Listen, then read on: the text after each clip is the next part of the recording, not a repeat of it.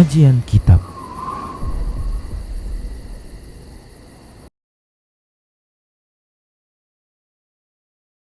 Bismillah, assalamualaikum warahmatullahi wabarakatuh. Innal hamdalillah nahmaduhu wa nasta'inuhu wa nastaghfiruh wa na'udzu billahi min shururi anfusina wa min sayyiati a'malina.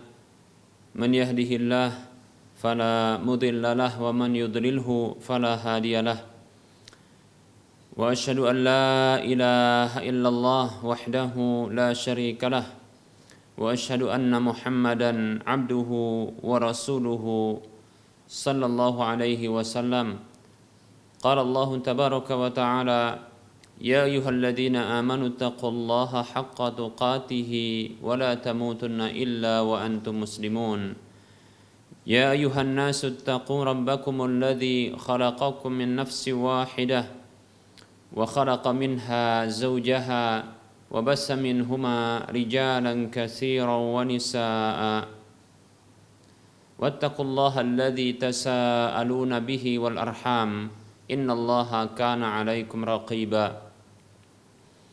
Ya ayyuhalladzina amanu taqullaha wa qulu qawlan sadida yuslih lakum a'malakum wa yaghfir lakum dhunubakum wa may yuti'illaha wa rasulahu faqad faza fawzan 'azima. Amma ba'd, fa inna asdaqal hadisi kitabullah wa khairal huda huda Rasulillah sallallahu alaihi wasallam wa syarral umuri muhdatsatuha wa kullu muhdatsatin bid'ah wa kullu bid'atin dhalalah wa kullu dhalalatin finnar.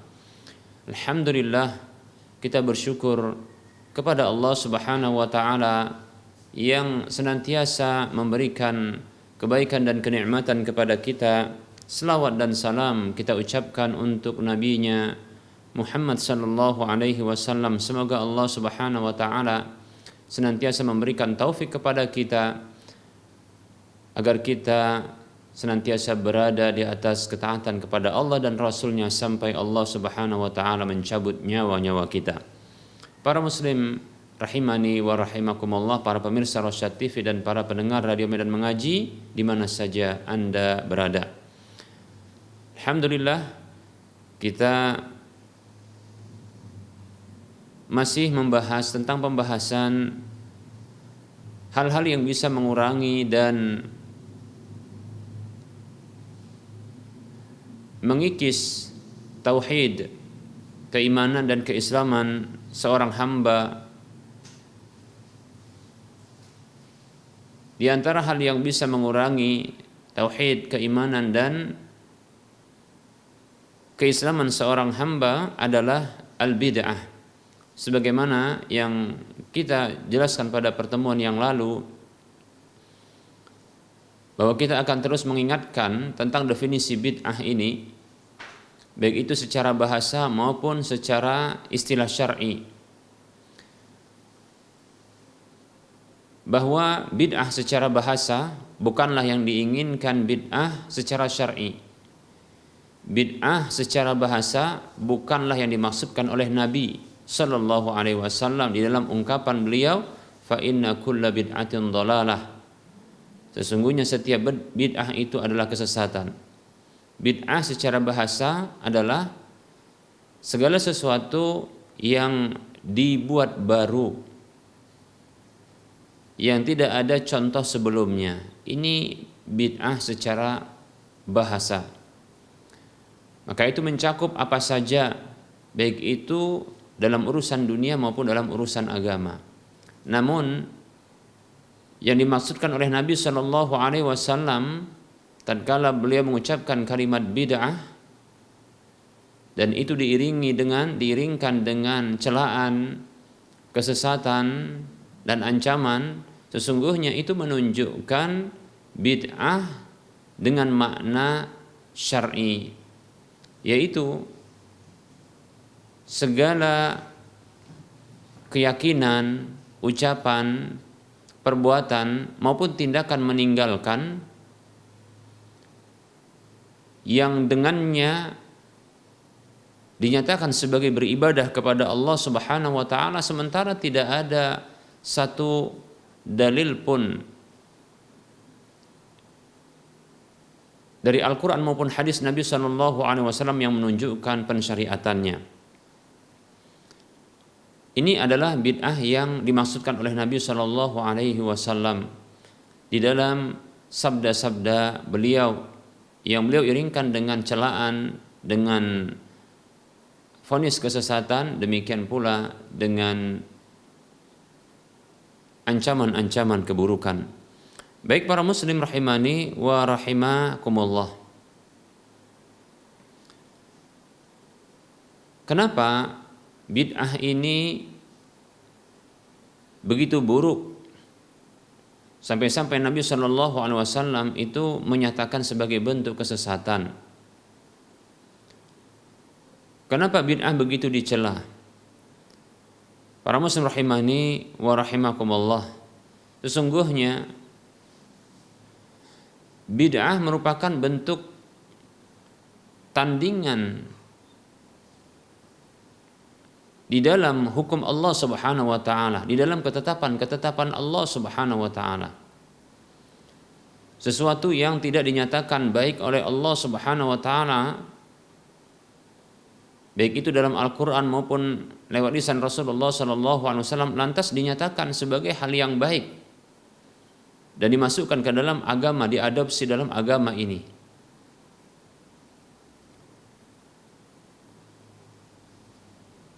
Disusupkan ke dalam agama ini dan dinyatakan sebagai syariat Allah Subhanahu wa taala. Nah, ini merupakan bentuk berbicara atas nama Allah tanpa ilmu tentunya.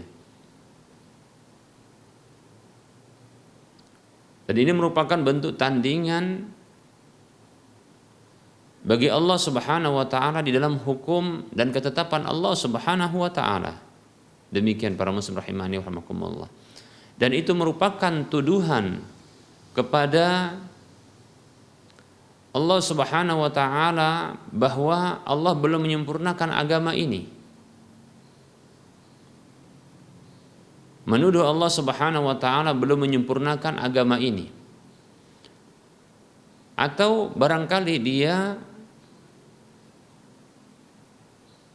lebih mengetahui tentang kebaikan-kebaikan itu ketimbang Allah dan Rasul-Nya. Atau mungkin dia menyatakan dustanya firman Allah Subhanahu wa taala yang mengatakan, A'udzu billahi minasyaitonir rajim, al-yauma akmaltu lakum dinakum wa atmamtu 'alaikum ni'mati wa raditu lakumul Islam madina, dalam surah Al-Maidah ayat 3. Pada hari ini aku telah sempurnakan agama kalian untuk kalian. Dan aku cukupkan nikmatku atas kalian dan aku ridhoi Islam sebagai agama bagi kalian.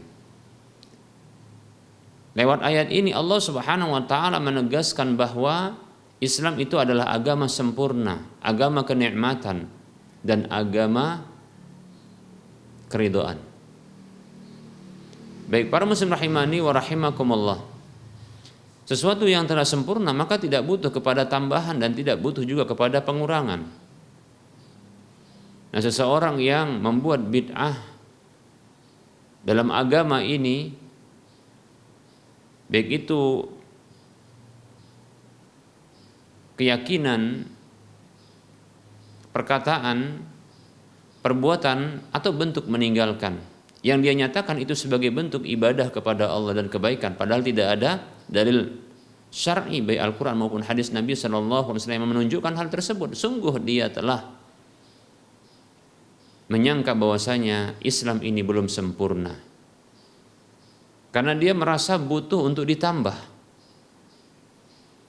Tambahan itu berasal dari dirinya, seolah-olah dia lebih pintar ketimbang Allah dan Rasul-Nya. Seolah-olah dia lebih tahu mana yang lebih baik untuk dilakukan dan diamalkan atau untuk diyakini, untuk diucapkan. Sehingga dia harus menambahkan perkara-perkara baru dalam agama ini yang disebut dengan bid'ah. Nah, para muslim rahimani wa rahimakumullah, oleh karenanya sudahilah untuk menambah-nambah dalam urusan agama ini sesuatu yang bukan berasal darinya. cukuplah, berhentilah kita membuat amalan-amalan yang tidak ada perintah Nabi kita Muhammad SAW padanya, baik itu pada penentuan zat ibadah, amal ibadah tersebut, maupun penentuan tata cara, penentuan waktu, penentuan bilangan, penentuan tempat dari ibadah tersebut yang tidak ada perintah Nabi SAW padanya, maka berhentilah, cukuplah. Apakah kita ingin menyatakan diri kita lebih pintar ketimbang Allah dan Rasulnya sehingga kita harus menambah-nambahi agama Allah ini? Ataukah kita menyangka bahwasanya agama ini belum sempurna sehingga harus kita tambah-tambahi? Atau kita masih belum meyakini bahwasanya Allah telah menyempurnakan agama ini? Atau kita sedang menuduh Nabi SAW berkhianat kepada Allah Subhanahu wa taala yang beliau belum menjelaskan semua hal yang diperintahkan Allah Subhanahu wa taala untuk menyampaikan, sementara kita yang mengetahui lalu kita yang memberlakukan amal kebaikan itu yang kita anggap baik, padahal Rasulullah tak pernah mengajarkannya. Baik para muslim rahimani wa rahimakumullah, oleh karenanya berhentilah dari berbuat bid'ah. Saudara seiman yang saya cintai dan saya sayangi, semoga Allah Subhanahu wa taala mengumpulkan kita di surga Allah Subhanahu wa taala. Mari kita berhenti dari berbuat bid'ah. Mari kita tinggalkan kebid'ahan, hal-hal baru yang tidak berasal dari agama ini, yang kita menyangka itu kebaikan, yang barangkali kita menyangka bahwasanya orang-orang yang kita anggap soleh telah melakukannya, dengan alasan itu kita meniru dan melakukannya pula. Jangan. Maka hendaknya kita kritis, kita senantiasa mempertanyakan apa dalil dalam amalan ini. Mana perintah Nabi SAW dalam amalan ini, keyakinan ini, perkataan ini, perbuatan ini, atau bentuk meninggalkan hal ini. Kita harus mempertanyakan, kita harus kritis agar amalan tersebut diterima oleh Allah Subhanahu wa taala. Agar sesuatu yang muncul dari kita, baik itu keyakinan, perkataan, perbuatan atau tindakan, meninggalkan sesuatu yang kita anggap itu ibadah kepada Allah Subhanahu wa taala, namun kita belum bisa menghadirkan perintah-perintahnya dan dalil-dalil tentang pensyariatannya, maka kritislah kita. Hendaknya kita sekarang belajar, berupaya sekuat mungkin untuk mengetahui apa dalil perintah Allah maupun Rasulnya dalam Al-Quran maupun lewat lisan Rasulullah SAW, dalil wahyu yang menetapkan hal tersebut agar tidak tertolak, agar bisa diterima oleh Allah Subhanahu wa taala. Man amila amalan laisa alaihi amruna fahuwa raddun, kata Nabi SAW dalam riwayat Muslim. Siapa saja beramal dengan sebuah amalan yang tidak ada perintah kami padanya, maka tertolak. Man ahdasa fi amrina hadza ma laysa minhu fahuwa raddun. Hadis riwayat Bukhari dan Muslim. Siapa saja yang mengadakan hal yang baru dalam urusan agama kami ini, sesuatu yang bukan darinya, maka tertolak. Maka kita khawatir apa yang saat ini kita tekuni dari amalan-amalan, keyakinan-keyakinan, ungkapan-ungkapan, bacaan-bacaan, atau bentuk meninggalkan sesuatu yang itu sebagai bentuk kita nyatakan sebagai ibadah, amalan ibadah, maka kita harus mengiringkannya dengan petunjuk dalil dari Allah dan Rasulnya. Demikian. Yaitu pada penentuan zat ibadah, amal ibadah tersebut. Penentuan di dalam tata cara, waktu, bilangan, dan tempatnya. Nah, para muslim rahimani wa rahimakumullah. Berhentilah dari berbuat hal-hal yang baru dalam agama ini, agar kita tidak dinyatakan sebagai membuat tandingan,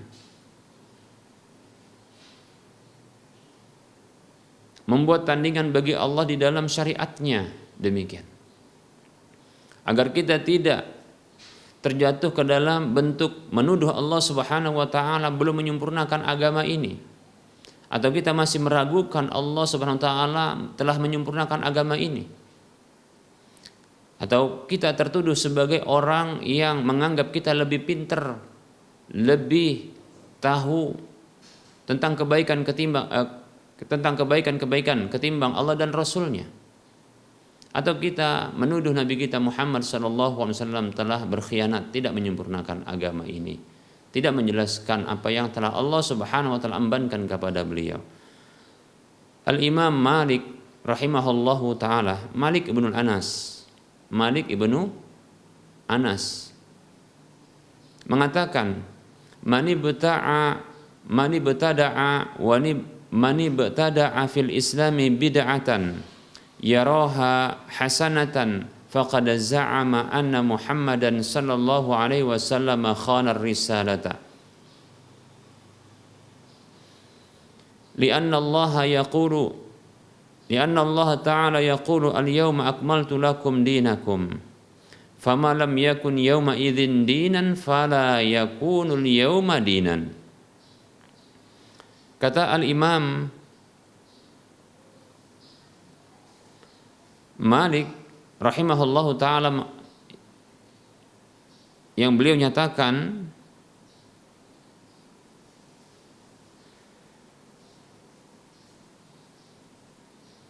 dan ini ungkapan yang terdapat di dalam kitab Al-I'tisam, yang dinukilkan perkataan ini atau diriwayatkan perkataan ini dari murid Imam Malik sendiri, yaitu Ibnul Majishun.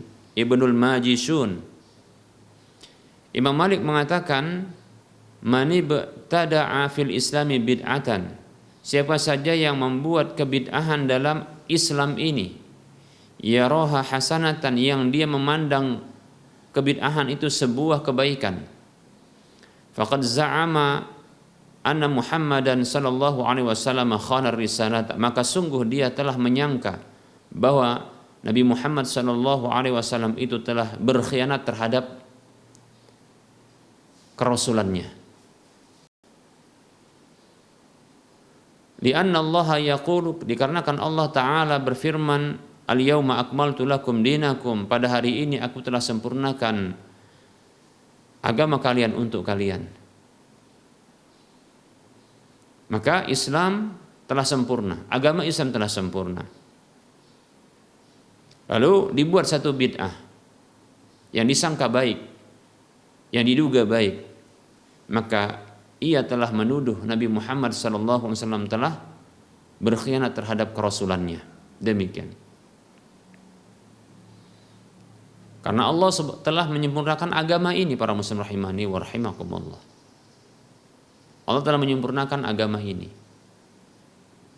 Dan Rasulullah SAW adalah orang yang amanah di dalam menyampaikan agama ini. Lalu ada orang yang membuat kebid'ahan yang dia sangka baik, maka dia menyangka bahwasanya Rasul telah berkhianat, tidak menyampaikan keseluruhan dari kebaikan yang ada. Lalu orang ini membuat perkara baru, yaitu kebid'ahan dalam urusan agama ini yang dia sangka baik.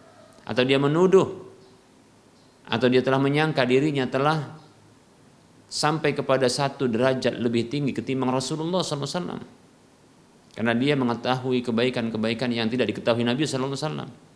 Atau dia telah menuduh Allah Subhanahu wa taala lupa menyampaikan kebaikan itu kepada Rasulullah SAW. Lalu dia yang telah menemukan kebaikan itu, sehingga dia melakukannya dan mengamalkannya. Bahkan berwasiat kepada orang-orang untuk melakukannya pula. Demikian. Kata Imam Malik, fama lam yakun yauma idzin dinan, maka apa saja yang pada hari itu bukanlah agama, maka apa saja yang pada hari itu, yaitu pada masa Rasulullah sallallahu alaihi wasallam, itu bukanlah bagian dari agama, fala yakunul yauma dinan, maka pada hari ini dia bukanlah juga bagian dari agama. Bukanlah agama. Jadi agama dahulu di zaman Nabi adalah agama yang sekarang di zaman Nabi, demikian. Tapi ingat ya, ini adalah urusan agama, bukan urusan dunia.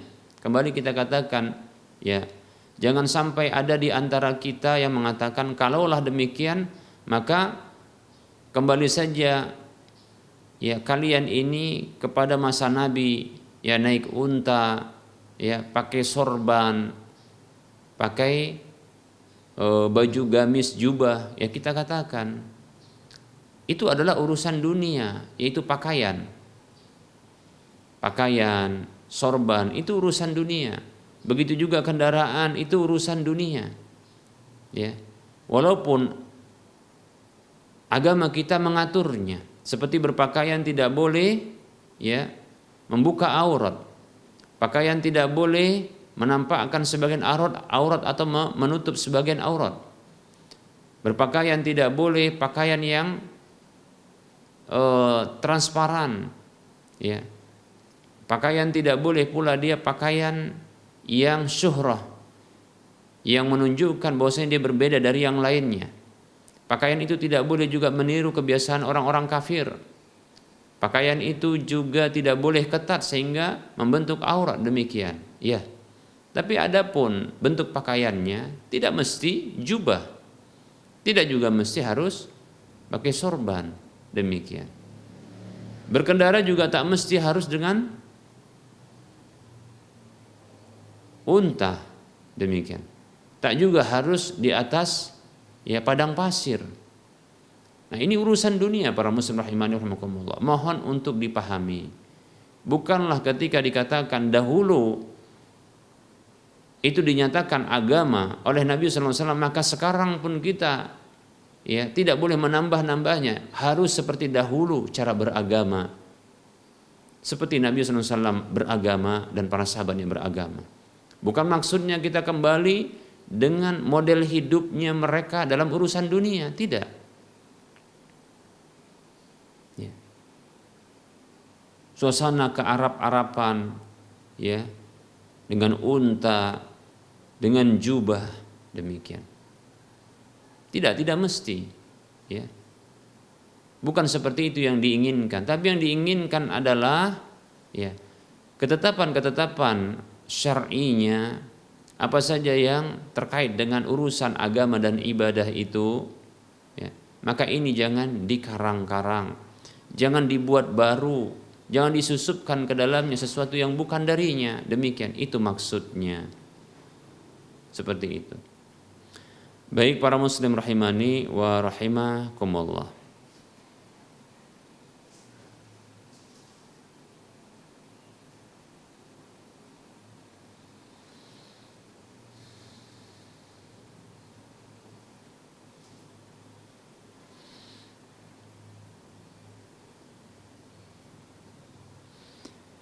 Baik, kita akan sebutkan ungkapan Abu Ishaq Asy-Syatibi Al-Andalusi Al-Maliki, seorang ulama yang bermadzhab Maliki. Abu Ishaq Asy-Syatibi, dia menyatakan dalam kitab Al-I'tisam,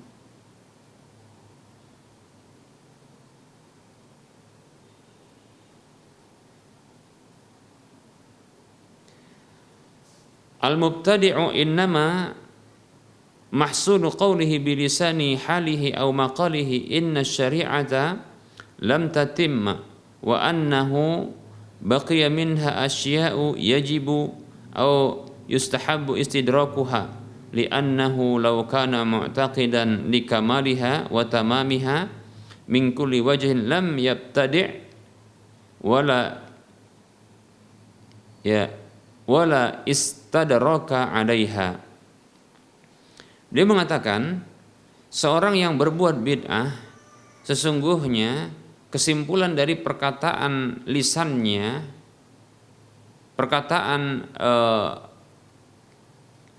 kesimpulan dari tindakannya ya ataupun lisannya adalah bahwasanya syariat ajaran agama ini belumlah sempurna dan bahwasanya masih ada berbagai hal dari syariat ini yang masih ada diwajibkan demikian atau dianjurkan untuk ya mencarinya, mendapatkannya. Karena sesungguhnya kalaulah dia meyakini tentang kesempurnaan ajaran Islam ini dan kelengkapannya dari berbagai sisi, tentunya dia tidak akan berbuat bid'ah dan tidak akan mencari-cari ya hal baru padanya, demikian, seperti itu. Baik para muslim rahimani wa rahimakumullah.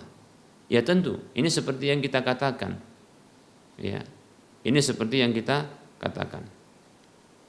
Mestinya ya kalau seseorang itu dia meyakini bahwasanya Islam telah sempurna, lalu ngapain?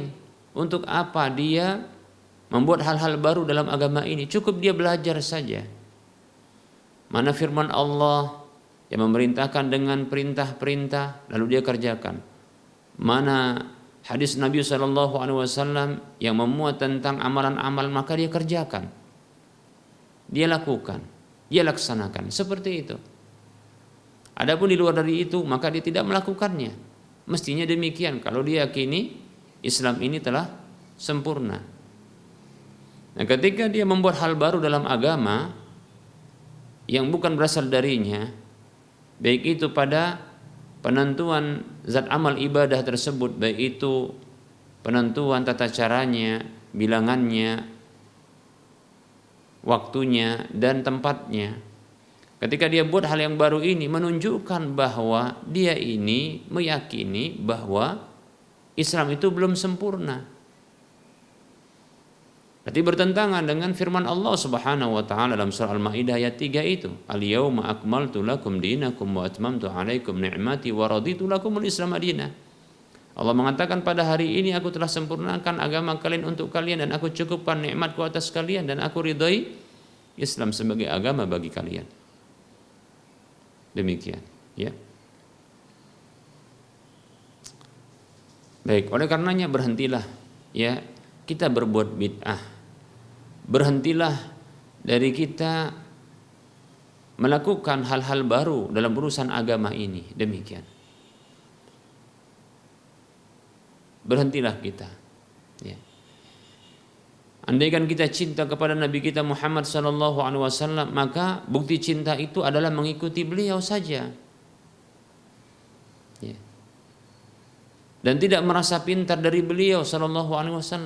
Demikian. Kalau kita betul-betul bukti kita cinta dengan Nabi kita Muhammad SAW, tentu kita tidaklah merasa lebih pintar dari beliau. Kalau betul-betul kita memuliakan beliau, menghormati beliau, tentunya petunjuk ajaran beliau itu yang diikuti dan dijalankan, dilaksanakan. Dan tidak merasa lebih pintar dengan melaksanakan hal-hal yang baru, membuat hal-hal baru. Demikian. Bahkan ini merupakan bentuk apa? Tuduhan buruk kepada Nabi Muhammad SAW. Bahwasanya beliau telah berkhianat terhadap kerasulan yang telah Allah embankan kepada beliau. Demikian para muslim rahimani wa rahimakumullah.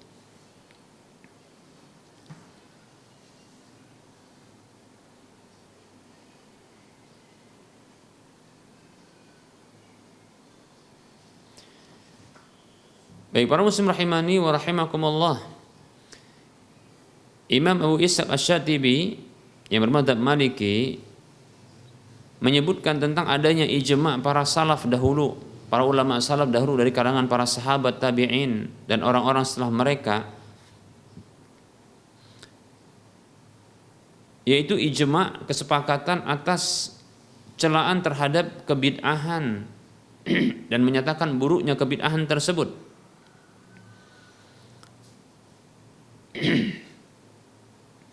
Dan ini adalah ijma', kesepakatan yang benar dari mereka, dan tidak ada satupun yang berbeda dan tidak akan terbatalkan.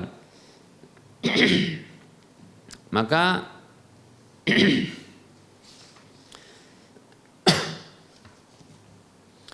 tidak ditemukan dari salah seorang sahabat pun atau para tabi'in bahwasanya ada di antara mereka yang membolehkan sedikit pun dari bid'ah tersebut atau bermudah-mudah di dalam melakukannya.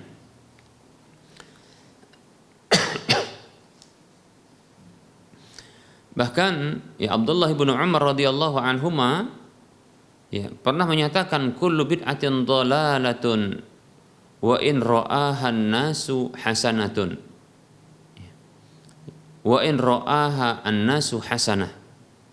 Kullu bid'atin dhalalah wa in ra'aha an-nasu hasanah. Beliau mengatakan setiap bid'ah itu adalah kesesatan walaupun ya manusia itu memandangnya sebagai kebaikan. Demikian. Baik para muslim rahimani wa rahimakumullah. Mungkin ada yang mengatakan begini. Ya, mungkin ada yang mengatakan begini. Ya. Kalaulah setiap bid'ah itu sesat, bukankah ada bid'ah kebaikan atau bid'ah hasanah?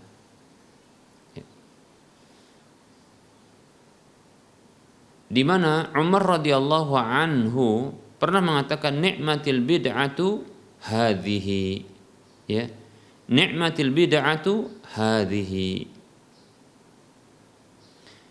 sebaik-baik bid'ah adalah ini, yaitu ketika ya beliau yaitu Umar radhiyallahu anhuma sebagaimana yang diriwayatkan oleh Imam Bukhari di dalam kitab sahihnya dengan nomor urut hadis 2010, yaitu Umar radhiyallahu an dahulu tatkala beliau mengumpulkan orang-orang untuk sholat berjamaah yang dipimpin oleh satu imam, kalau tidak salah Ubay bin Ka'ab imamnya. Demikian. Di antara imamnya adalah Ubay bin Ka'ab. Ya. Yang sebelumnya ini berpencar-pencar sholatnya sendiri-sendiri, ada yang sendiri, ada yang berkelompok. Maksudnya berkelompok itu beberapa orang, ya 3, 4, 5, satu imamnya, demikian begitu. Terpisah-pisah. Lalu beliau bertekad untuk mengumpulkan orang-orang agar sholat berjamaah dipimpin oleh satu imam keseluruhannya. Nah, tatkala beliau telah mengumpulkan dan dipimpin sholat tersebut oleh Ubay bin Ka'ab di Masjid An-Nabawi, ya, maka beliau berkomentar, ni'matil bid'atu hadhihi, sebaik-baik bid'ah adalah hal ini. Apakah bid'ah yang diungkapkan oleh Umar radhiyallahu an ini adalah bid'ah secara syar'i? Nah, mari kita bahas. Oleh karenanya tadi ya, dan senantiasa kita mengingatkan tentang definisi bid'ah itu ada dua, yaitu bid'ah secara bahasa dan bid'ah secara syar'i. Demikian ya. Nah, sekarang mari kita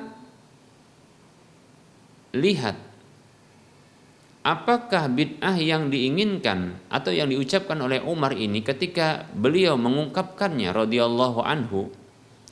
Maksud bid'ah di situ adalah bid'ah secara syar'i ataukah secara bahasa? Baik para muslim rahimani wa rahimakumullah. Kita telah mengetahui bahwasanya bid'ah secara syar'i adalah setiap perkataan, setiap keyakinan, setiap perkataan, setiap perbuatan, setiap tindakan meninggalkan sesuatu yang dianggap sebagai ibadah kepada Allah Subhanahu wa taala, namun tidak ada satupun dalil yang menunjukkan tentang pensyariatannya. Demikian. Baik. Itu bid'ah secara syar'i. Apakah bid'ah yang diucapkan oleh Umar ini itu berkumpulnya atas fenomena yang dilihatnya ketika itu atas perintahnya, yaitu berkumpulnya orang-orang untuk sholat berjamaah dipimpin oleh satu imam, ini merupakan bentuk bid'ah secara syar'i ataukah secara bahasa? Maka kita teliti, ya. Apakah ini tidak ada dalilnya, tidak ada pensyariatannya di zaman Nabi Shallallahu Alaihi Wasallam? Baik para muslim rahimani wa rahimakumullah. Maka ketahuilah, ternyata apa yang dinyatakan oleh Umar radhiyallahu an sebagai bid'ah tersebut itu ternyata memiliki dalil tentang pensyariatannya. Dalil tentang pensyariatannya.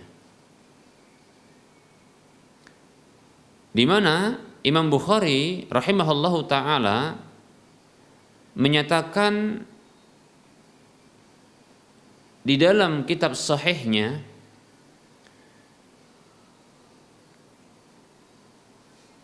di nomor urut hadis 2012 yang berbicara, penyebutan hadis itu berbicara tentang salat tarawih. Beliau meriwayatkan hadis tersebut tentang salat tarawih itu sampai sanadnya, periwayatannya sampai kepada Aisyah radhiyallahu anha yang mengatakan annan nabiyya sallallahu alaihi wasallam shalla bin nasi at-tarawiha salasa layalin summa ijtama'an nasu fil lailatir rabi'ati, bahwa Nabi sallallahu alaihi wasallam itu pernah salat mengimami orang-orang untuk salat tarawih selama 3 malam. Kemudian di malam yang keempat orang-orang pun berkumpul, sudah berkumpul. Maksudnya mereka berkumpul untuk nunggu Nabi sallallahu alaihi wasallam. Falam yakhruj alaihim sallallahu alaihi wasallam. Namun Nabi sallallahu alaihi wasallam tidak keluar untuk menemui mereka, salat bersama dengan mereka. Hatta kharaja li salati subhi, sampai beliau keluar itu untuk salat subuh. Ternyata beliau keluar untuk salat subuh karena sudah subuh demikian.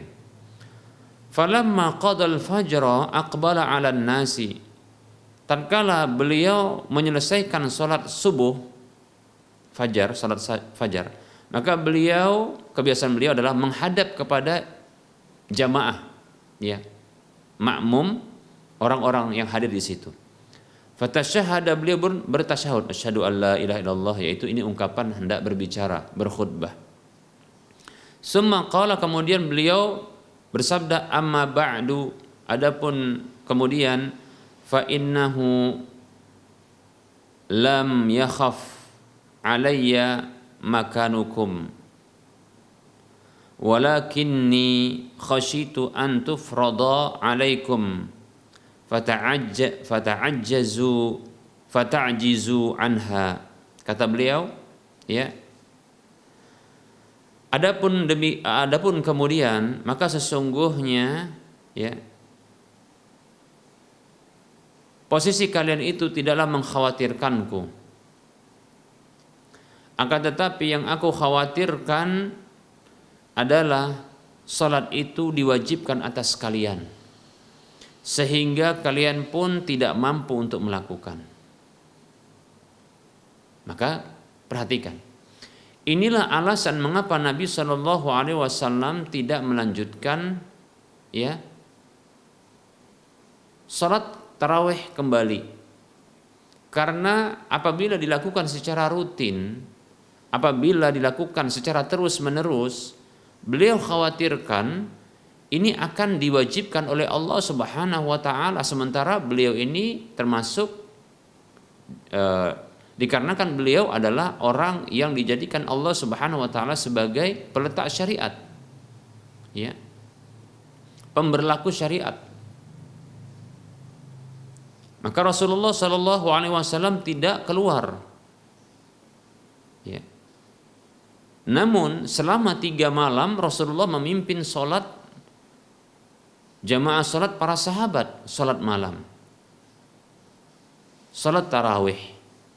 Maka kita katakan Berarti apa yang dilakukan oleh Umar radhiyallahu an, yaitu mengumpulkan kaum muslimin ketika itu yang sholatnya terpencar-pencar, dipimpin oleh satu imam, dikumpulkan dan dipimpin oleh satu imam, ini ternyata memiliki dalil tentang pensyariatannya, di mana Nabi Shallallahu Alaihi Wasallam juga pernah melakukan, ya, memimpin sholat tarawih para sahabat keseluruhan. Hanya saja Nabi Shallallahu Alaihi Wasallam menghentikan hal tersebut atau tidak melanjutkan hal tersebut dikarenakan khawatir sholat tarawih berjamaah itu diwajibkan. Itu sebabnya demikian.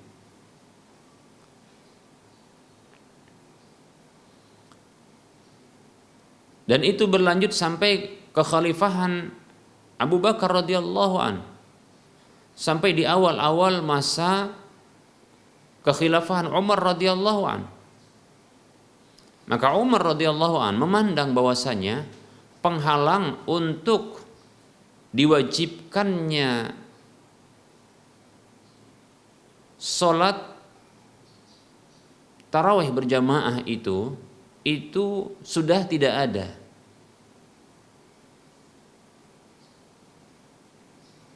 Atau kita katakan potensi untuk diwajibkannya sholat tarawih berjamaah itu sudah tidak ada. Mengapa? Karena Rasulullah SAW sebagai pemberlaku syariat telah wafat.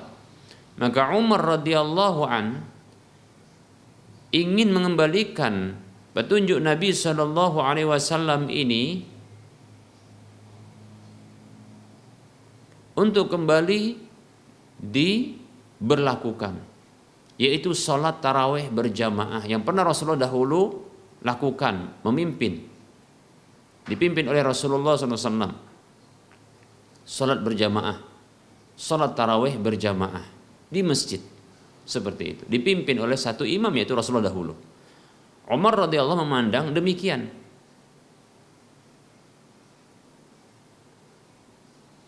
Pertanyaannya, apakah ini disebut dengan bid'ah secara syar'i? Maka tentu jawabannya tidak, karena ada petunjuk, ada pensyariatannya dari Rasulullah Shallallahu Alaihi Wasallam. Lalu mengapa Umar mengatakan ini bid'ah? Maka ketahuilah ini merupakan bid'ah secara bahasa, yaitu sesuatu yang dibuat baru dalam urusan apa saja.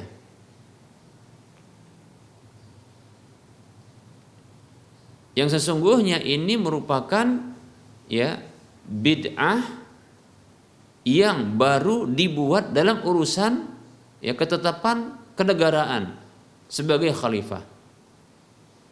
Umar memandang ini merupakan satu bid'ah secara bahasa, di mana khalifah sebelumnya yaitu Abu Bakar radhiyallahu an tidaklah memberlakukan hal tersebut sebagai, ya, keputusan dan kebijakan kenegaraan kekhalifahan ketika itu. Maka Umar ketika itu memberlakukannya, ya. Maka pantaslah ini dikatakan bid'ah secara bahasa, yaitu membuat hal baru, membuat apa saja yang baru, ya, yang tidak ada contoh sebelumnya. Maka kita katakan, ya, sebelumnya memang tidak ada contoh, di mana dalam ruang lingkup kenegaraan, kebijakan kenegaraan, keputusan, ya, kekhalifahan, tidak ada contohnya sebelumnya. Abu Bakar tidak melakukan hal tersebut, maka Umar yang memberlakukan hal itu. Jadilah ini bid'ah yang bermakna secara bahasa, ya. Demikian. Itulah maksud dari ungkapan ni'matil bid'atu hadhihi. Sebaik-baik bid'ah adalah ini. Maksudnya adalah bid'ah secara bahasa, di mana Umar radhiyallahu an memberlakukan satu yang baru dalam urusan kekhalifahan, dalam urusan kenegaraan, sebuah kebijakan untuk menetapkan, ya, sholat berjamaah itu dipimpin oleh satu imam. Salat tarawih berjamaah dipimpin oleh satu imam yang kekhalifahan sebelumnya tidaklah memberlakukannya. Maka Umar radhiyallahu anhu memberlakukan hal ini menjadi kebijakan yang baru. Ini adalah bid'ah secara bahasa, seperti itu. Para muslim rahimani wa rahimakumullah. Baik. Nah, demikian. Lebih-lebih ternyata tindakan Umar sebagai seorang khalifah, dan beliau adalah salah seorang dari khulafaur rasyidin. Tindakan beliau ini adalah dilegitimasi oleh Nabi Shallallahu Alaihi Wasallam untuk diikuti dan dipegangi. Kata Nabi Shallallahu Alaihi Wasallam, "Alaikum bisunnati wa sunnatil khulafair rasyidin al mahdiyyin min ba'di." Berpegang teguhlah kalian dengan petunjukku dan petunjuk khulafaur rasyidin yang mereka itu mendapat petunjuk dan lurus. Demikian hadis riwayat Tirmidzi. Demikian para muslim rahimani wa rahimakumullah. Jadi jangan kita terkecoh, ya, jangan kita tertipu pula, lantas membolehkan untuk membuat bid'ah baru, perkara baru dalam urusan agama ini, bid'ah yang kita nyatakan sebagai bid'ah hasanah. Karena kita menganggapnya sebagai kebaikan. Demikian, tidak. Harus ada contoh sebelumnya agar tidak dinyatakan sebagai bid'ah. Kalau kita mau membuat baru, maka buatlah apa yang telah ada dalam Islam ini, karena Islam ini telah sempurna, ya, demikian. Sungguh kita katakan saudara seiman, saudara seislam. Sungguh kita katakan, andaikan apa yang telah ditetapkan oleh Allah Subhanahu wa taala dalam Al-Qur'an, demikian pula lewat lisan Rasulullah sallallahu alaihi wasallam, berupa amalan-amalan dalam Islam ini, sungguh kita mungkin tak akan sanggup untuk melakukannya. Coba bayangkan betapa banyak zikir-zikir dan doa-doa yang diajarkan Nabi sallallahu alaihi wasallam. Sudahkah kita mengamalkannya?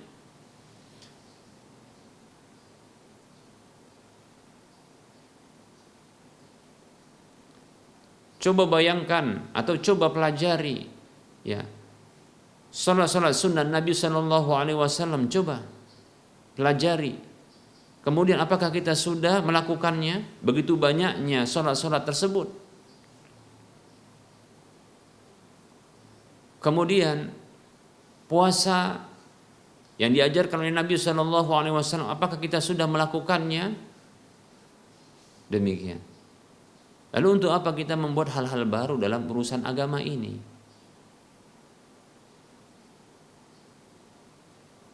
Yang pasti tertolaknya, dan itu merupakan bentuk, ya, membuat tandingan dalam syariat Allah Subhanahu wa taala, ajaran Allah Subhanahu wa taala. Demikian dan seterusnya. Kita cukupkan untuk penyampaian materi pada pertemuan kali ini, para muslim rahimani wa rahimakumullah. Kita beralih kepada sesi soal jawab.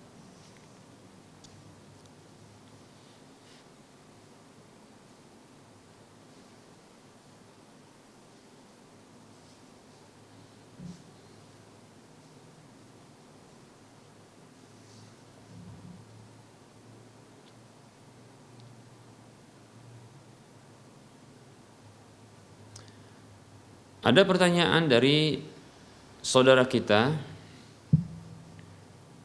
Kita akan menjawab pertanyaan, ya. Ini sesi soal jawab. Bismillah, assalamualaikum warahmatullahi wabarakatuh. Qadarullah, ibu saya beberapa bulan ini selalu mengeluarkan darah, sepertinya proses menopause, karena bukan jadwal halangan beliau, dan tidak tentu waktu keluarnya. Bagaimana hukum berkaitan dengan sholat beliau? Apakah sama hukumnya dengan waktu haid atau tetap wajib sholat? Mohon jawabannya Ustadz. Waalaikumsalam warahmatullahi wabarakatuh.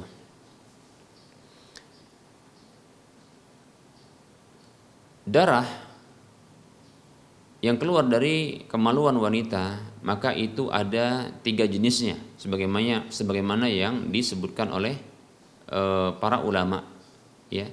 Ada namanya darah haid, ada yang namanya darah nifas, ada yang namanya darah istihadah. Darah haid adalah darah yang ma'ruf, yang diketahui dia berwarna kehitaman, baunya khas apek, dan mereka mengetahui insyaallah ta'ala, para wanita mengetahuinya bila telah biasa mendapatkannya. Dan itu datangnya adalah waktu yang rutin dan biasa, demikian, ya. Adapun darah nifas adalah darah sebab kelahiran, ya. Darah yang keluar karena sebab kelahiran, demikian. Kemudian yang ketiga adalah darah istihadah, yaitu darah yang dia bukan darah biasa, bukan pula sebab kelahiran. Ini darah adalah darah penyakit, yang ini kapiler darah itu terluka, ya, sehingga keluar dia. Bahkan lebih condong dan cenderung dia darah ini darah segar, seperti itu. Kalaupun dia berbau selain amis, maka sesungguhnya karena adanya luka yang membusuk pada sekitar organ rahim tersebut atau bagian dari rahim yang terluka tersebut, demikian, ya. Kalau sudah berubah dia dari warna dari bau amisnya, demikian, seperti itu. Darah haid dan nifas maka itu disamakan oleh para ulama dengan status ijma', ya, haram untuk sholat dan berpuasa, bahkan tidak sah, ya. Kemudian, ya, tidak boleh atau haram bagi suaminya untuk menggaulinya, dan hukum-hukum yang lain yang terkait dengan wanita haid dan nifas ini, seperti itu. Adapun wanita istihadah, maka sepakat para ulama menyamakan wanita istihadah ini seperti wanita biasa yang tidak haid dan tidak nifas, maka masih wajib sholat 5 waktu, demikian pula berpuasa di bulan Ramadan, dan boleh berpuasa baginya, dan dibolehkan bagi suaminya untuk menggaulinya bila, ya, memungkinkan bagi mereka, seperti itu. Ada hadis dari seorang wanita yang bernama Fatimah bintu Abi Hubeish, ya, radhiyallahu anha, yang beliau mengalami keluarnya darah dari kemaluan beliau karena penyakit atau disebut dengan istihadah, demikian.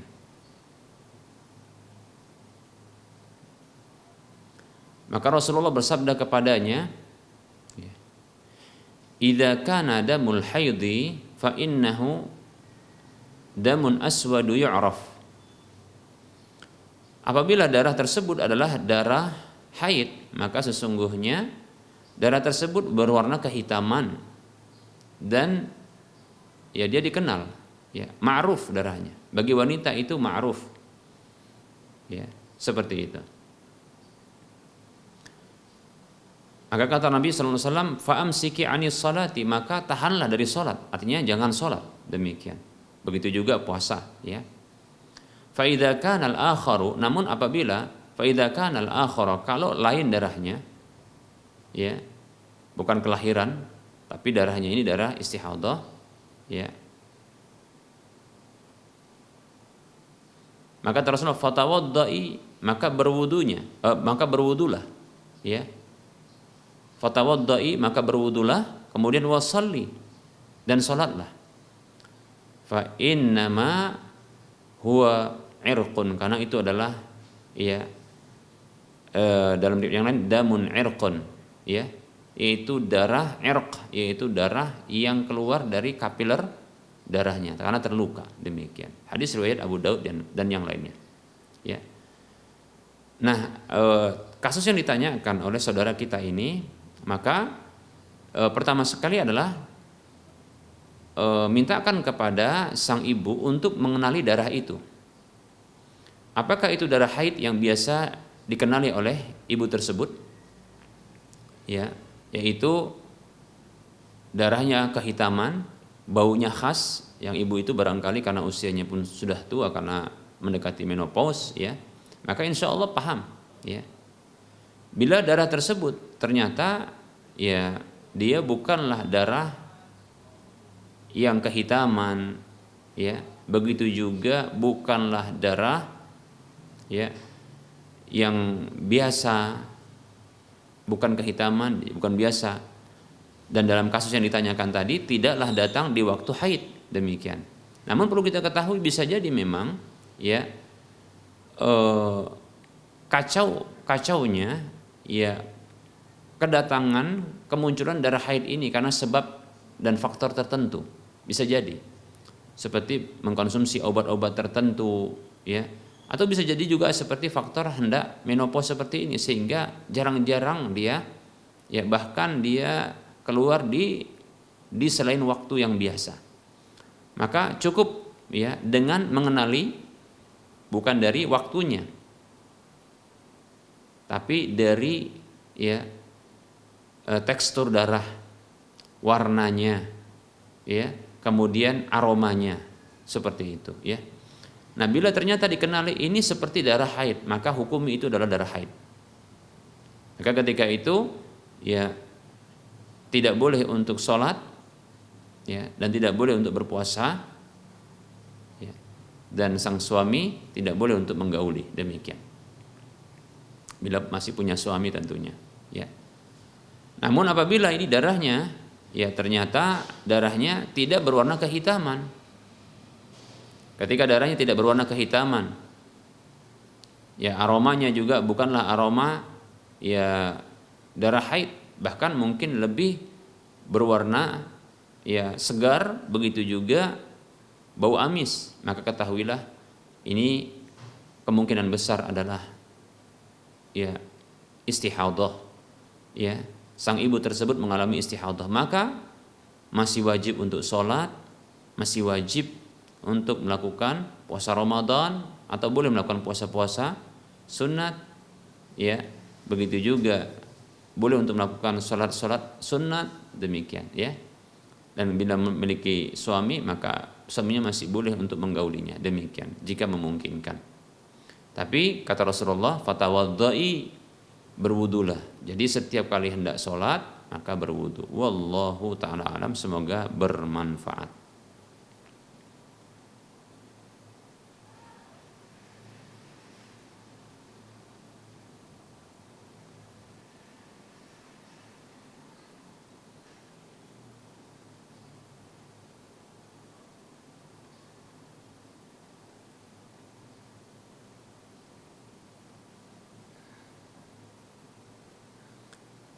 Baik, kita akan menjawab pertanyaan berikutnya.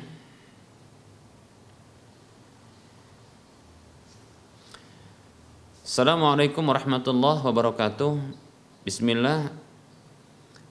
Afwan mengganggu Ustadz. Saya mau bertanya, apakah masih bisa mengakikahi bayi lebih dari hari ke-7, misal di hari ke-14, 21, atau setelah orang tua punya cukup uang untuk akikah? Apakah masih disyariatkan dan ada dalilnya atau tidak, Ustaz? Syukran Ustaz, jazakallahu khairan.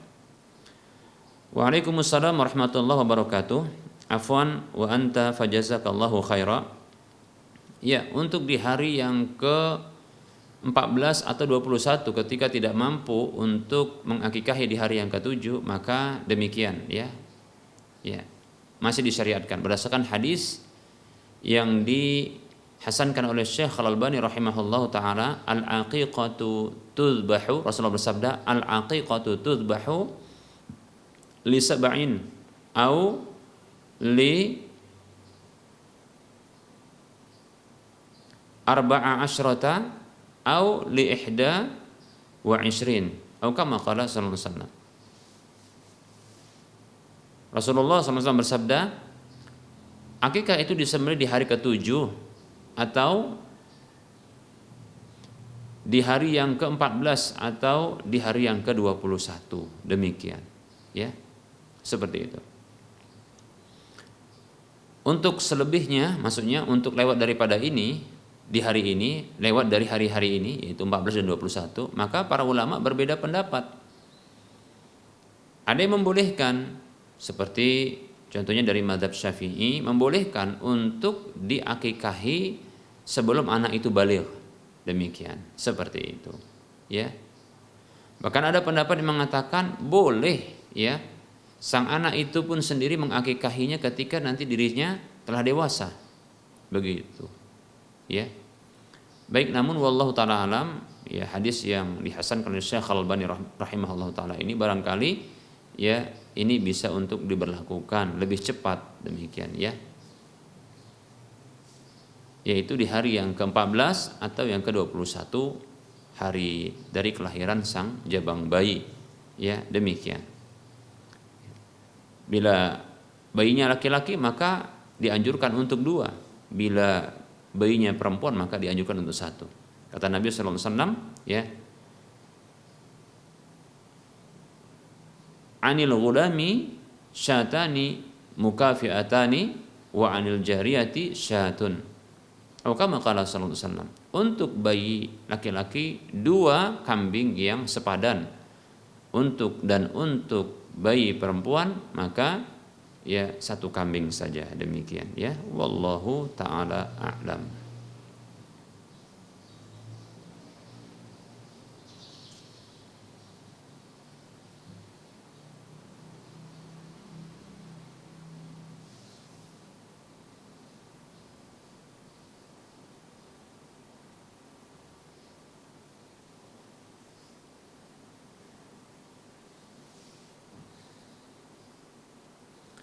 Baik, ada pertanyaan. Bismillah, assalamualaikum warahmatullahi wabarakatuh. Ustadz, ini ada pertanyaan dari teman. Beliau sudah bercerai dan akan menikah lagi. Yang dia ingin tanyakan, apakah ayah tiri dari anaknya wajib ayah tiri dari anaknya wajib menafkahi karena anak ini masih usia 5 bulan atau masih tanggung jawab ayah kandungnya, Ustaz? Jazakallahu khaira. Waalaikumsalam warahmatullahi wabarakatuh. Wa anta fajazakallahu khaira atau wa anti fajazakillahu khaira. Sesungguhnya anak itu tanggung jawab ayah kandungnya. Baik itu, ya, masih tinggal bersamanya atau tinggal bersama yang lainnya.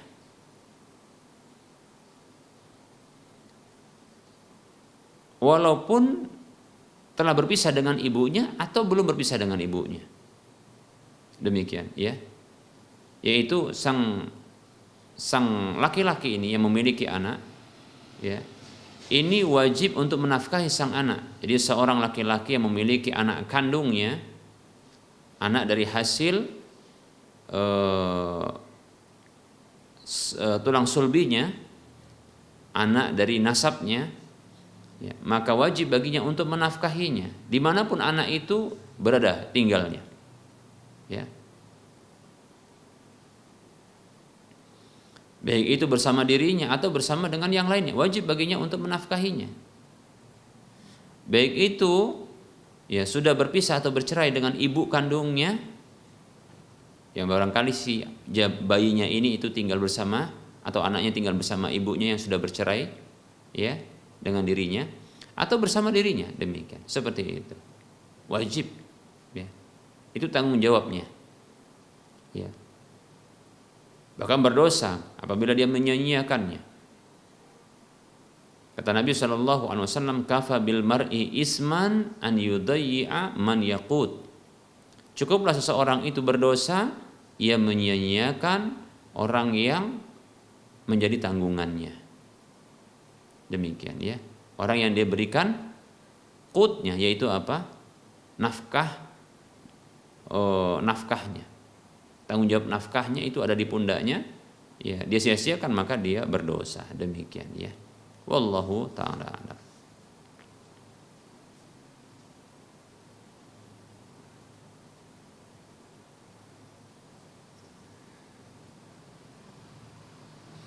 Assalamualaikum Ustadz, mau tanya, jika akikah dan kurban di waktu yang bersamaan, manakah yang lebih utama untuk dilaksanakan jika kesanggupan kita hanya bisa satu saja yang dikerjakan?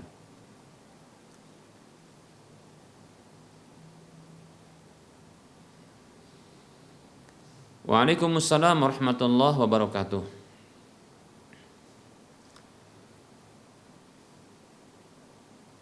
Untuk akikah dan kurban yang ini berlaku syariatnya secara bersamaan, mungkin ketika di hari raya kurban ya itu lahir anak atau berdekatan waktunya. Baik, saya condong sebenarnya untuk melakukan penggabungan ya. Kita katakan bahwasanya kurban ini waktunya lebih singkat, lebih ringkas. Ya. Kurban ini lebih ringkas. Menurut pendapat yang tepat wallahu taala alam, kurban ini ya ada 4 hari. Yang paling utama adalah di hari raya kurban itu tanggal 10 Dzulhijjah. Kemudian berikutnya dibolehkan untuk dilakukan di hari tasyrik, tanggal 11, 12, 13. Ya, demikian. Di hari tasyrik hanya 4. Namun ya, adapun akikah ini waktunya insyaallah taala begitu panjang. Bisa di hari ke-7, bisa di hari ke-14, bisa di hari ke-21.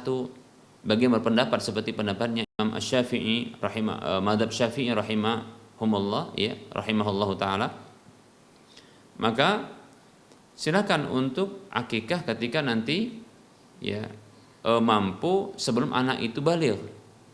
Demikian. Seperti itu. Jadi saya kira ya karena ini disuruh milih, saya pilih untuk digabungkan saja. Yaitu dengan cara kedua-duanya dilakukan di waktu yang berbeda. Itulah bentuk namanya al-jam'u, yaitu mengkompromikan dan menggabungkan dua masalah yang terkesan berbenturan dengan cara satu ya diberlakukan di satu kondisi yang tidak bertentangan dengan kondisi yang lain. Nah, seperti itu. Itulah bentuk al-jam'u.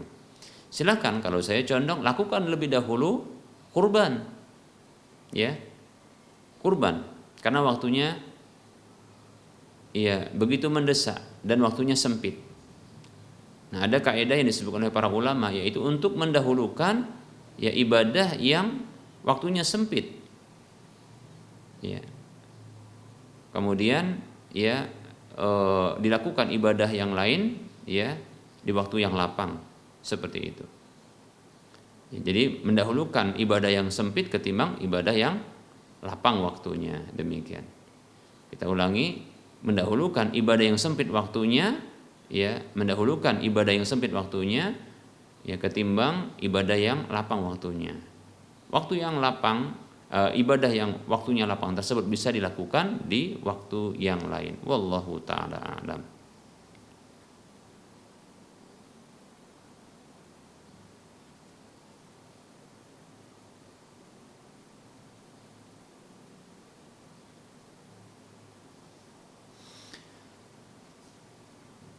Assalamualaikum warahmatullahi wabarakatuh. Ustadz, semoga Allah senantiasa melimpahkan rahmatnya kepada Ustadz. Izin bertanya, apakah boleh seorang istri menolak ajakan suami untuk berhubungan badan atau berhubungan intim dengan alasan takut ketuban rahimnya pecah karena kondisi istri sedang hamil muda? Syukran Ustadz, jazakallahu khaira. Waalaikumsalam warahmatullahi wabarakatuh. Wa anta kadzalika. Afwan wa anta fa jazakallahu khaira atau wa anti fa jazakillahu khaira. Baik ya, saya condong ya bukan menolak ajakan suami untuk berhubungan badan. karena memang ada ancamannya. Ya, wanita mana saja yang suaminya mengajaknya ke pembaringannya lalu dia enggan, tidak mau, maka malaikat itu mengutuknya sampai subuh. Demikian. Disebutkan dalam hadis yang lain, ya, zat yang di langit itu marah kepadanya. Nah, kalau marah dalam hadis yang lain, maka sholatnya itu tidak akan melewati telinganya. Seperti itu. Maka saya condong di sini untuk dilakukan musyawarah atau rembukan. Bukan menolak suami berhubungan intim. Tapi ya melakukan hubungan intim tanpa harus, ya mungkin barangkali tanpa harus ya mengganggu sang janin, si jabang bayi, calon jabang bayi yang ada di rahim tersebut. Seperti maaf ini ya, barangkali mungkin konsultasi terlebih dahulu atau membaca artikel bagaimana ya berhubungan badan dalam kondisi hamil muda, seperti itu, yang aman tentunya. Demikian ya. Nah, ini butuh untuk apa? Dibicarakan, jangan langsung ditolak. Karena tidak mesti juga dalam kondisi hamil muda ya itu ketika berhubungan badan lantas ya ketuban itu pecah, tidak mesti. Kecuali kalau brutal kita katakan ya. Nah, ini na'udzubillah min dzalik, tidak demikian. Kan bisa untuk dengan cara yang lemah lembut ya. Nah, barangkali ini bisa dengan membaca artikel ya, yaitu cara aman di dalam berhubungan badan dalam kondisi hamil muda, bisa. Atau mungkin bisa konsultasi dengan dokter. Tanpa harus barangkali ada yang kecewa. Ya, suami kecewa, istri marah dan seterusnya. Demikian ya. Tidak mesti harus menolak, tapi dibicarakan, dicarikan solusi insyaallah taala. Demikian. Ya. Nah, kalau khawatir contohnya barangkali maaf ini ya, memang ada penelitian yang menyatakan bahwasanya ya mani itu membuat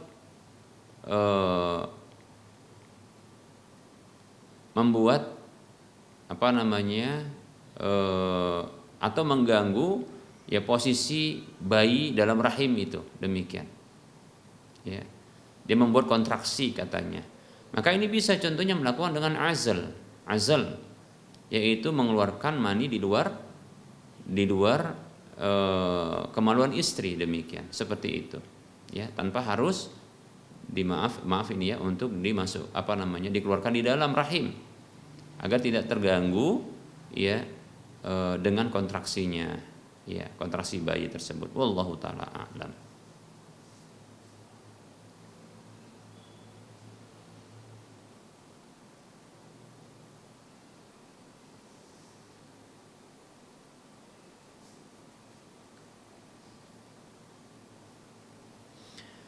Bismillah, assalamualaikum Ustadz, qadarullah motor suami saya hilang kemarin. Boleh tidak mengkaitkan satu peristiwa musibah dengan mimpi? Apakah hal tersebut tergolong syirik Ustadz? Apakah cara berdoa, ini pertanyaan kedua, apakah cara berdoa semoga Allah membalas orang yang sudah berbuat buruk dengan keburukan salah atau tidak patut Ustadz? Jazakallahu khairah. Semoga Allah mengampuni kita bersama. Waalaikumsalam warahmatullahi wabarakatuh. Wa anti fajazakillahu khairah. Amin ya rabbal alamin. Ya. Baik ya, mengkaitkan sebuah peristiwa atau musibah dengan mimpi memang bisa jadi ya. Karena mimpi itu kata Nabi Shallallahu alaihi wasallam, apabila diceritakan maka itu bisa terjadi. Ya. Artinya memang bisa jadi kejadian yang terjadi itu ya diberi tanda dalam mimpi oleh Allah Subhanahu wa taala. Namun ya bisa jadi tidak terjadi ketika tidak diceritakan, karena Rasulullah mengkaitkan atau Allah mengkaitkan lewat lisan Rasulullah itu dengan dibicarakannya mimpi tersebut agar dia tidak terjadi, seperti itu.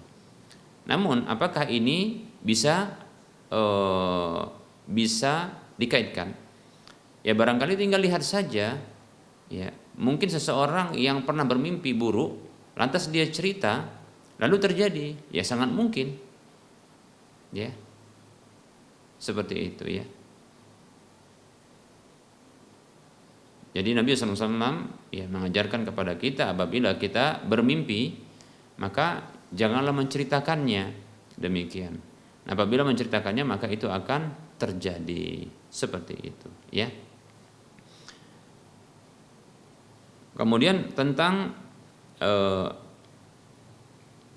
tergolong syirik, saya kira tidak. Ya tidak, karena memang ada kaitannya. Karena Rasulullah mengkaitkan juga, ya, mimpi yang diceritakan itu dengan sesuatu musibah yang terjadi. Jadi mimpi itu bila diceritakan maka akan terjadi. Maka ini bukan kesyirikan insyaallah taala. Hanya saja wajib kita yakini bahwasanya memang itu atas takdir Allah Subhanahu wa taala. Demikian ya. Kemudian terkait dengan doa semoga Allah membalas orang yang berbuat buruk ya dengan keburukan. Kita katakan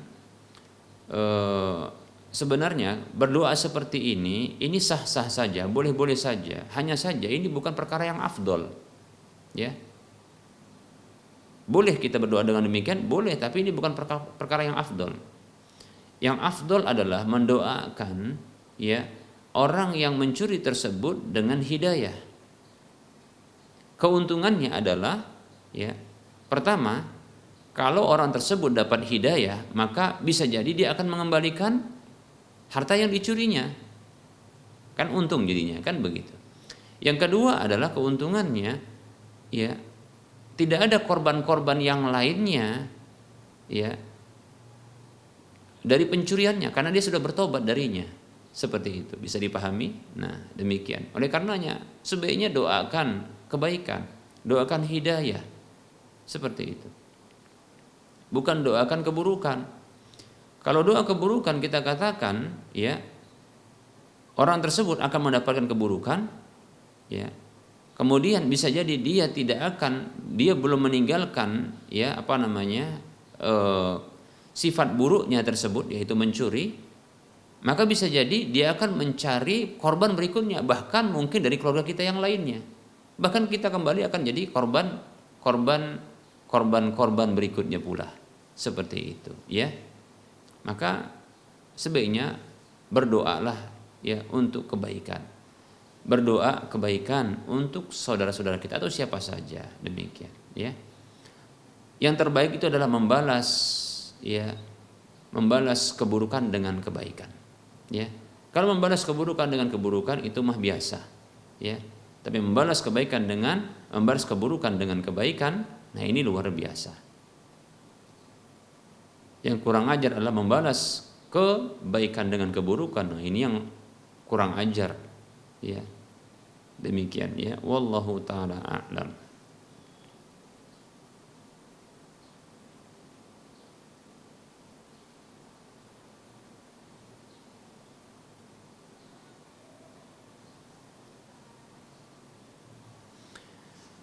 Assalamualaikum Ustadz, saya mau tanya, ada seorang ibu meninggal dunia meninggalkan harta berupa rumah atas namanya. Dia meninggalkan suami dan anak tiri, itu anak bawaan suami. Sementara si ibu ini ya mempunyai saudara laki-laki dan saudara perempuan. Bagaimana harta yang ditinggalkannya itu Ustadz? Tolong penjelasannya. Waalaikumsalam warahmatullahi wabarakatuh. Seorang wanita apabila meninggal dunia dan dia memiliki harta, maka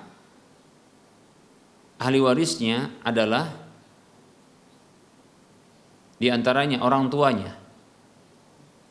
Kalau ada orang tuanya maka mendapatkan ya orang tua laki-laki ayahnya maka mendapatkan 1/6 dari harta warisannya, ibunya mendapatkan 1/3 dari harta warisannya karena wanita ini meninggal tanpa ada anak. Demikian. Namun bila tidak ada orang tuanya, ya maka kita mencari ahli waris yang lainnya. Di sini ada ternyata suaminya. Dalam kasus ini ya, ada suaminya. Maka suaminya itu mendapatkan setengah ya suami ini mendapatkan setengah dari harta warisan tersebut karena wanita ini atau ibu ini ya tidak memiliki anak. Tidak memiliki anak. Nah, ini sebagaimana yang terdapat di dalam surah An-Nisa ayat 13 di awal-awal disebutkan.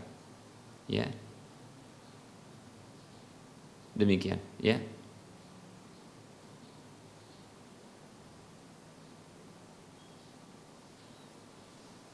Walakum nisfu ma taraka azwajukum illam takun walad, ya, illam takun lahunna walad, atau kama Allah SWT mengatakan, ya, dan kalian laki-laki mendapatkan setengah dari harta yang ditinggalkan oleh istri-istri kalian bila mereka tidak memiliki anak, ya, seperti itu. Surah An-Nisa ayat 13. Baik, jadi setengah dari harta warisan tersebut diarahkan kepada suami.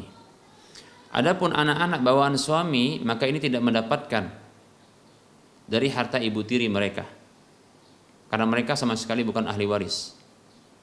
Seperti itu. Kemudian ahli waris dari wanita ini atau ibu ini adalah saudara dan saudari kandung. Ya, saudara dan saudari kandung. Baik, sepertinya ini memang saudara laki-lakinya satu orang, saudara perempuannya juga satu orang. Maka sisa harta yang setengah itu, ya setengah lagi, karena memang tidak ada orang tua, ya ini dibagi menjadi 3 bagian. Karena bagian laki-laki itu 2 kali bagian perempuan. Lidzakari mithlu hadzil unsayain. Ya, bagi laki-laki 2 kali, ya, atau bagi laki-laki itu bagian 2 perempuan. Jadi laki-laki mendapatkan 2 bagian. Satu laki-laki itu seperti 2. Maka di sini ya harta sisanya yang setengah tadi, setelah setengahnya diberikan, setengah yang awal diberikan kepada suami sang wanita ini, maka sisanya setengah itu dibagi menjadi 3 untuk saudara saudari kandung dari wanita yang meninggal dunia ini. 2 bagian itu diserahkan kepada saudara laki-laki kandungnya, sisanya 1 bagian untuk saudari perempuannya. Demikian. Wallahu ta'ala alam.